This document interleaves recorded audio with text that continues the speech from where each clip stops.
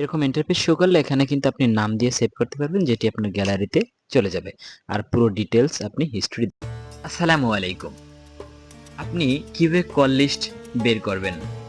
আপনার প্রিয়জন অথবা অন্য কারো ছেলে মেয়ে বা আপনার ফ্যামিলির যে কারো হোক না কেন, আপনি কিভাবে খুব সহজে একটি অ্যাপ্লিকেশনের মাধ্যমে কল লিস্ট দেখতে পারবেন। প্রথমে আপনি চলে আসবেন আপনার মোবাইল থেকে আপনি প্লে স্টোরে চলে যাবেন।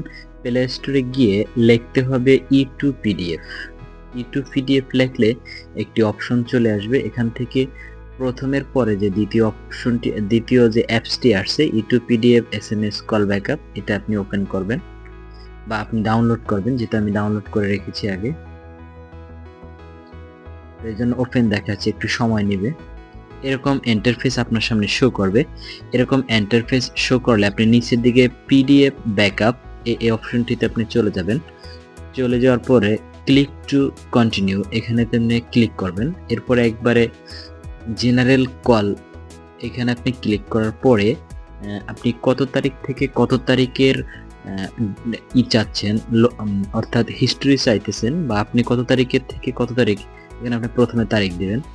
যেমন আমি তারিখ দিলাম 20 সাল, বা আরও দিলাম 18 সালের আগস্ট মাসের 15 তারিখ থেকে ডান, 15 তারিখ থেকে 4 অক্টোবর পর্যন্ত। এরপরে পিডিএফ অপশনটিতে আপনি একটা নাম দিবেন। এটা আপনার কিন্তু গ্যালারিতে সেভ হয়ে থাকবে। কনভার্ট টু পেজ দিতে পারেন, এটা আপনার অত প্রয়োজন নাই, না দিলেন সমস্যা নেই। তারপরে এক্সপোর্ট দিলে একটু সময় নেবে। একটু সময় নিলেই কিন্তু আপনি পুরো হিস্ট্রিটা দেখতে পারবেন।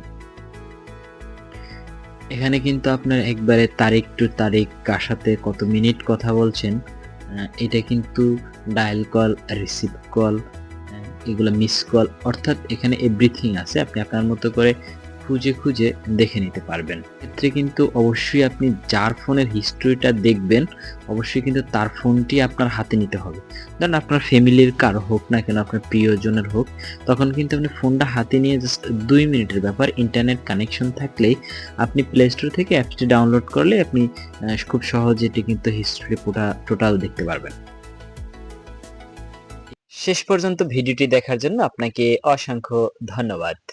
আমাদের ভিডিওটি কেমন লাগছে লাইক এবং কমেন্ট করে জানিয়ে যাবেন। দেখা হবে নতুন কোনো এপিসোড নিয়ে। সে পর্যন্ত ভালো থাকুন, সুস্থ থাকুন। আল্লাহ হাফেজ।